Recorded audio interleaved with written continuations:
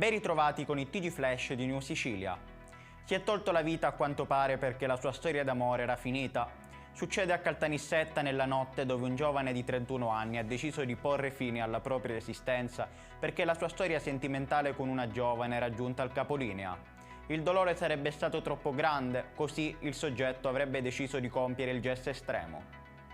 Nel tardo pomeriggio di ieri il personale delle motovolanti nel transitare per via Etnea a Catania è stato contattato dal caporeparto di un grande magazzino del centro segnalando che poco prima si era stato consumato un furto.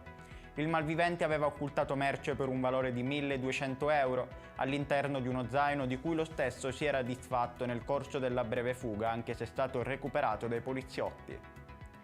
I militari della Guardia di Finanza di Catania hanno fermato due soggetti siracusani con a bordo dell'autovettura due pregevoli teste in terracotta di origine ellenica, presumibilmente frutto di scavi archeologici clandestini. Le persone controllate hanno tentato di giustificarne il possesso, affermando che si trattava di prodotti artigianali da loro realizzati. Centinaia di studenti sono scesi in piazza a Palermo e a Catania per i cortei organizzati contro il decreto anti-rave del governo Meloni. I manifestanti hanno raggiunto il concentramento partendo dalle scuole con cortei non autorizzati, bloccando il traffico e la circolazione. I giovani stanno manifestando anche per dire basta alle vittime dell'alternanza scuola-lavoro e per chiedere al Ministero investimenti per le strutture fatiscenti.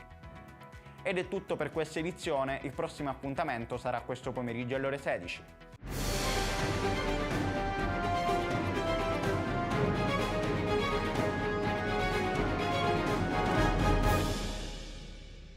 Procar, centro assistenza autorizzato BMW e Mini, adesso anche BMW Motorrad, via George Marshall 7, Mister Bianco, Catania.